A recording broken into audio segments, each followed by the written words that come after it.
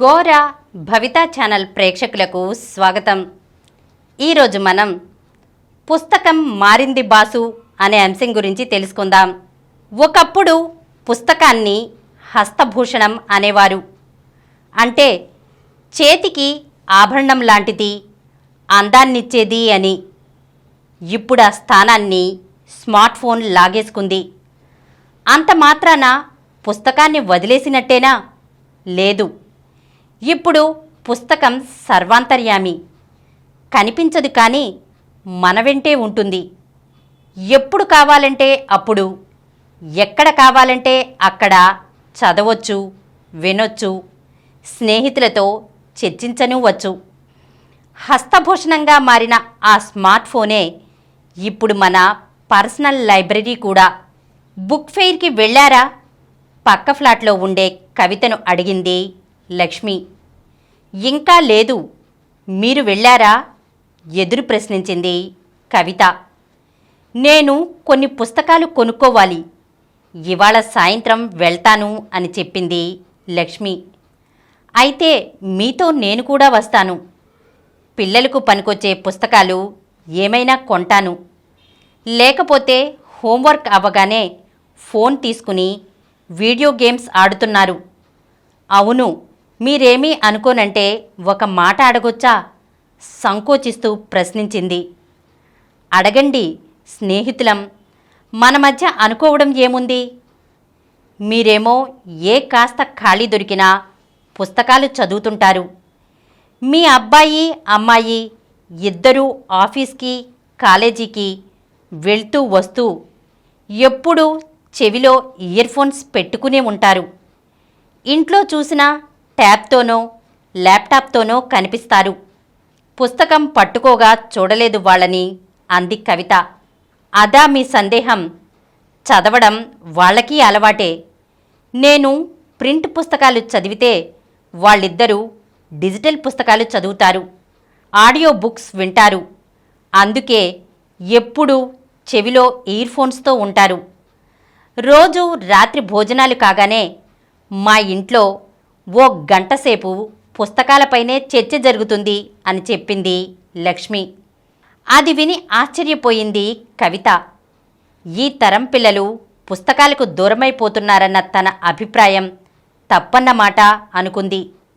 కవితే కాదు, చాలామంది అభిప్రాయమే అది. ఈ రోజుల్లో పుస్తకాలు చదివేది ఎవరు అంటూ దీర్ఘం తీస్తారు. అందుకే పుస్తకాల షాపులన్నీ మూతపడిపోతున్నాయి అని సమాధాన పడతారు. అది నిజమే. అయితే బుక్ ఫెయిర్లతో పని ఉండేది కాదు, ప్రచురణ రంగమే అదృశ్యమయ్యేది. కానీ అలా జరగకపోగా ఊరూరా నిర్వహిస్తున్న పుస్తక ప్రదర్శనలకు మంచి స్పందన లభిస్తోంది. ఆన్లైన్లో పుస్తకాలు కొనడం పెరుగుతోంది. మరోపక్క ప్రచురణ రంగము కొత్త పుంతలు తొక్కుతోంది. డిజిటల్ వేదికల మీదికి పాఠకులను మళ్లించేందుకు రకరకాల యాప్లు అందుబాటులోకి వచ్చాయి. పుస్తకాలను తెర మీద చదివే రోజు వస్తుందని సాంకేతిక నిపుణులు 90వ దశకంలోనే చెబితే చాలామంది నవ్వారు.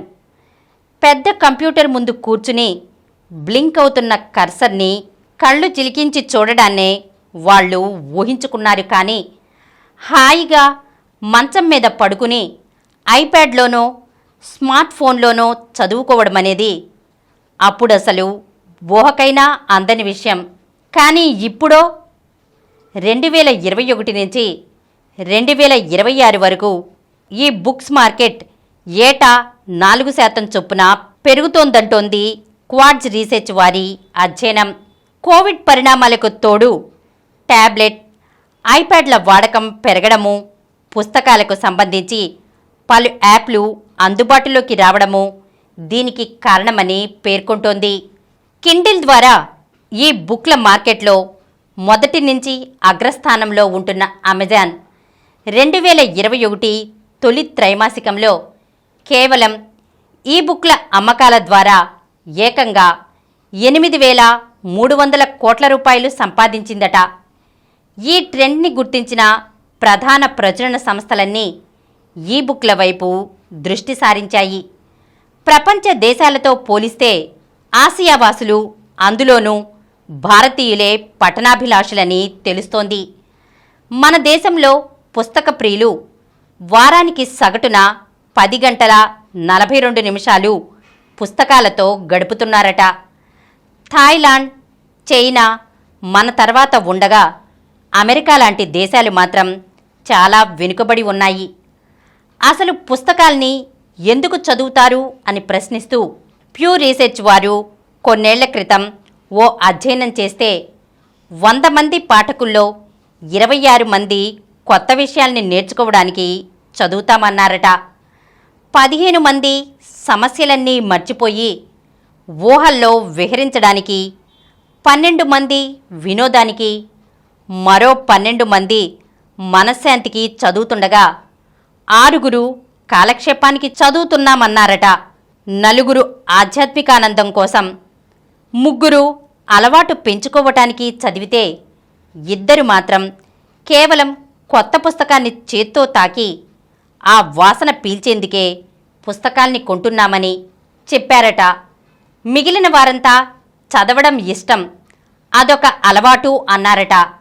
అందుకే పుస్తక పఠనము వ్యసనమేనంటారు నిపుణులు. అసలు వ్యసనాలకు లోనయ్యేదే రకరకాల ఒత్తిళ్లను తట్టుకునేందుకు. కాబట్టి వ్యసనాల్లో మంచి వ్యసనం పుస్తక పఠనం అని తేల్చారు. దీనివల్ల డబ్బు ఎక్కువగా ఖర్చవదు, సమయం వృధా అవదు, ఆరోగ్యానికి మేలే అంటున్నారు పరిశోధకులు. చదవడం వల్ల ఊహాశక్తి, పదసంపద పెరగడం లాంటి వృత్తి ఉద్యోగాలకు పనికొచ్చే లాభాలే కాదు, వ్యక్తిత్వ పరంగానూ మంచి మార్పులొస్తాయట. పుస్తక ప్రియులు ఇతరుల మనసును తేలిగ్గా గ్రహించగలరట. పలు అధ్యయనాలు చెబుతున్న దాన్ని బట్టి చూస్తే దానధర్మాలు చేసేవారిలో ఎక్కువ మంది పఠనాసక్తి కలవారు, చదివేవారి పక్కింట్లో ఉన్నా లాభమే. 71% తోటివారికి సాయం చేస్తారు. చదువరుల్లో విడాకుల శాతమూ తక్కువే. పుస్తక ప్రియులు ఆరోగ్యంగా ఉంటారు. పఠనాశక్తి, ఏకాగ్రతను, జ్ఞాపక శక్తిని, ఆలోచనల్లో వైవిధ్యాన్ని పెంచుతుంది. కుటుంబమంతా కలిసి భోజనం చేసినట్లే కలిసి పుస్తకం చదివే అలవాటు కూడా చేసుకుంటే ఆనందంలో ఆ కుటుంబానికి ఎవరూ సాటిరారట. ఆ ఇంట పెరిగిన పిల్లలకు విలువలు తెలుస్తాయని, చదువుల్లోనూ రాణిస్తారని తేలింది. యువత మొబైల్కి, నెట్ఫ్లిక్స్కి అతుక్కుని పోతున్నారన్న దాంట్లో నిజం లేదంటారు పెంగ్విన్ ర్యాండమ్ హౌస్ ఇండియా ప్రచురణకర్త అయిన మిలీ ఐశ్వర్య. పఠనాశక్తిలో ఏ లోపమూ లేదు. చదువుతున్న సబ్జెక్టుల్లోనూ, చదివే విధానంలోనూ మార్పు వచ్చింది అంటారామే. నేటి మిలీనియల్స్ ఎప్పటికన్నా ఎక్కువే చదువుతున్నారని, కాకపోతే ఒకప్పుడు రొమాంటిక్ పుస్తకాలు చదివితే ఇప్పటివారు పర్సనాలిటీ డెవలప్మెంట్ మీద ఎక్కువ దృష్టి పెడుతున్నారని చెబుతారు ఐశ్వర్య. పైగా కాల్పనిక సాహిత్యంలో ఓ నవలో, కథల పుస్తకమో అందరికీ నచ్చుతుందని గ్యారంటీ లేదు. కథా వస్తువుని బట్టి ఏ కొందరికి మాత్రమో నచ్చుతుంది. నాన్ ఫిక్షన్కి ఆ ఇబ్బంది లేదు, అవి అందరికీ నచ్చుతాయి. అందుకే ప్రచురణకర్తలు కూడా వాటినే ప్రచురించడానికి ఇష్టపడుతున్నారట. పుస్తకాలు చదివితే జ్ఞానంతో పాటు అదనంగా మరెన్నో లాభాలున్నాయంటున్నారు అధ్యయనాలు. మనకి ఇష్టమైన రంగానికి సంబంధించిన పుస్తకాలను రోజుకు గంటపాటు చదివితే 5 ఏళ్లలో ఆ రంగంలో అంతర్జాతీయ స్థాయి నైపుణ్యాన్ని అందిపుచ్చుకోవచ్చట. సగటు పాఠకుడు ఏడాదికి 33 పుస్తకాలు చదవగలడని, కాస్త వేగంగా చదివేవారు 55 చదువుతారని గణాంకాలు చెబుతున్నాయి. చరిత్ర, మిస్టరీ, జీవిత చరిత్రలు ఎక్కువగా చదువుతున్నారు. పాపులర్ సైన్స్, సైన్స్ ఫిక్షన్ చదివేవాళ్ళు తక్కువే. పురుషుల కన్నా మహిళలే ఎక్కువ చదువుతున్నారు. సంపన్నులు రోజు అరగంటైనా వ్యక్తిగత అభివృద్ధికి సంబంధించిన పుస్తకాలు చదువుతారట. చిన్నపిల్లల చేత కథల పుస్తకాల్లాంటివి రోజు కనీసం 6 నిమిషాలు చదివిస్తే చాలట. అది వాళ్ళ జీవితం మీద గొప్ప ప్రభావం చూపుతుందట. ఒత్తిడిని జయించడంలో పుస్తక పఠనం సంగీతం కన్నా 70% ఎక్కువగా, టీ కన్నా రెండింతలు, వీడియో గేమ్స్ కన్నా 6 రెట్లు బాగా పనిచేస్తుందట. 6 నిమిషాల పాటు ఒక మంచి పుస్తకం చదివితే ఒత్తిడి 60% తగ్గిపోతుందని పరిశోధనలు చెబుతున్నాయి. వృద్ధాప్యంలో డిమెన్షియా, అల్జీమర్స్ లాంటి సమస్యలు వచ్చే అవకాశాలు తగ్గుతాయి. ఇక విధానం దగ్గరికి వస్తే టెక్నాలజీని వాడుకోవడం తెలియాలే కానీ ఫోన్నే పర్సనల్ లైబ్రరీగా మార్చుకోవచ్చంటున్నారు ఈ తరం పబ్లిషర్స్. అందుకు తగినట్లుగా అన్ని భాషల్లోనూ యాప్స్ వచ్చేశాయి. ప్రతి యాప్లోనూ చదవడానికి, వినడానికి బోలెడన్ని పుస్తకాలు ఉంటున్నాయి. Kindle, audible, Google play books లాగే తెలుగులోనూ దాసుభాషితం, చదువు, కుకు ఎఫ్ఎం, పాకెట్ ఎఫ్ఎం లాంటి యాప్స్ ఎన్నో ఉన్నాయి. రామాయణ భారతాల నుంచి నేటి కథల వరకు అన్నీ వాటిల్లో ఉంటున్నాయి. పాడ్కాస్ట్లలో కూడా నవలలు, కథలు చదివి వినిపించేవారున్నారు. సినిమాలను కానీ ఖర్చు లేకుండా వెబ్సైట్ల నుంచి డౌన్లోడ్ చేసుకుని చూస్తున్నట్లే పుస్తకాలకి బోలెడన్ని వెబ్సైట్లున్నాయి. వీటి నుంచి ఉచితంగా పీడిఎఫ్లను డౌన్లోడ్ చేసుకుని ఫోన్లోనే చదువుకోవచ్చు. ఆడియో ఫార్మాట్లో లేని పీడిఎఫ్ పుస్తకాల్ని వినడానికి ప్రత్యేకంగా AI reader, speak for me లాంటి యాప్స్ ఉన్నాయి. సినిమాలకు ఐఎండిబి లాగా పుస్తకాల సమీక్షల కోసం పేరొందిన యాప్ గుడ్ రీడ్స్ కొత్త పుస్తకాల గురించి తెలుసుకోవడానికి, చదివిన పుస్తకాల గురించి చర్చించుకోవడానికి చక్కటి వేదికగా పనికొచ్చే ఎలాంటి యాప్స్ కూడా ఇప్పుడు చాలా వచ్చాయి. ప్రింట్ పుస్తకమా, ఆడియో పుస్తకమా, ఏది మంచిది అన్న సందేహం సహజం. ఇది ఆయా వ్యక్తుల అభిరుచులను బట్టి ఉంటుంది. కొందరికి పుస్తకాన్ని చేత్తో పట్టుకుని చదవడం ఇష్టం.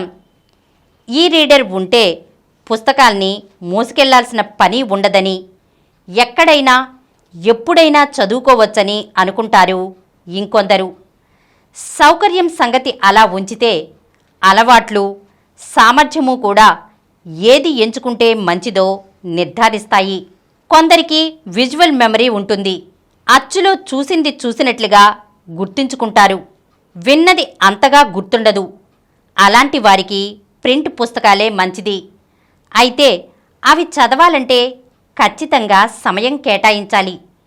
పుస్తకాన్ని చేత్తో పట్టుకుని ప్రశాంతంగా కూర్చుని చదవాలి. అదే ఆడియో పుస్తకం అయితే ఏదో ఒక పని చేస్తూ వింటారు. కాబట్టి తక్కువ సమయంలో పుస్తకాన్ని పూర్తి చేయవచ్చు. ఆడియో పుస్తకాల వల్ల కాగితం ఖర్చు ఉండదు, పర్యావరణానికి నష్టం ఉండదు. ప్రచురణ రంగము ఈ మార్పుల్ని అందిపుచ్చుకుంటోంది. క్రమేణా ప్రింట్ పుస్తకాల సంఖ్య తగ్గిస్తోంది. ఒకప్పటిలా 1000-500 పుస్తకాలు ప్రింట్ చేసి అటకెక్కించడం లేదు. ప్రింట్ ఆన్ డిమాండ్ విధానంలో ఆర్డర్ని బట్టి పుస్తకాన్ని ప్రింట్ చేసి ఇస్తున్నారు. ప్రచురణ సంస్థల మీద ఆధారపడకుండా సొంతంగా ప్రచురించుకుని అమెజాన్, వాట్సాప్ల ద్వారా అమ్ముకోవడమూ పెరిగింది. గత కొన్నేళ్లుగా హైదరాబాద్, విజయవాడ లాంటి నగరాల్లోనే కాక పలు జిల్లా కేంద్రాల్లోనూ పుస్తక ప్రదర్శనలు నిర్వహిస్తున్నారు. వాటికి మంచి ఆదరణ లభిస్తోందంటున్నారు బుక్ ఫెయిర్ నిర్వాహకులు. దుకాణానికి వచ్చి కొనుక్కుంటారని వేచి చూడకుండా ప్రజల వద్దకు పుస్తకాలను తీసుకెళ్లే మార్గాలను ఆలోచించాలంటారు స్వయంగా ప్రచురణకర్త, బుక్ ఫెయిర్ ఉపాధ్యక్షుడిగాను ఉన్న చంద్రమోహన్. ఓ ప్రముఖ ప్రచురణ సంస్థ బస్సులో ఊరూరో తిరుగుతూ ఇప్పటికీ విజయవంతంగా పుస్తకాలను విక్రయిస్తోందని, షాపుల్లో కన్నా ఆన్లైన్లోనూ పుస్తక ప్రదర్శనల్లోనూ పుస్తకాలు ఎక్కువగా అమ్ముడుపోతున్నాయని అంటారాయన. తెలుగు పుస్తకాలను ఆంగ్లంలోకి అనువదించడం కూడా ఎక్కువగా జరుగుతోందని, ఆంగ్ల మాధ్యమంలో చదువుతున్న పిల్లల్ని చేరడానికి ఇది మంచి అవకాశమని చెబుతున్నారు. ఇవన్నీ చూస్తుంటే పుస్తకానికి డిమాండ్ పెరుగుతోందే కానీ తగ్గడం లేదన్నది వాస్తవం. కాబట్టి మీరు ఓ పుస్తకాల పురుగుల గ్రూపులో చేరిపోయి చదువర్లకు ఉండే ప్రయోజనాలను అందుకోవడమే ఆలస్యం. మరి ఈరోజు మనం పుస్తకం మారింది బాసు అనే అంశం గురించి తెలుసుకున్నాం కదా. మరొక అంశంతో మళ్ళీ కలుద్దాం.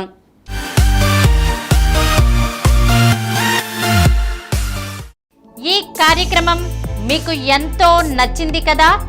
ఇటువంటి మరిన్ని వీడియోల కోసం అనతి కాలంలోనే 20 కోట్ల వ్యూస్ సాధించిన డాక్టర్ సమరం మల్టీ ఛానల్ నెట్వర్క్ సమర్పించు గోరా భవిత ఛానల్కు సబ్స్క్రైబ్ చేయండి, లైక్ చేయండి, మీ ఫ్రెండ్స్కి షేర్ చేయండి.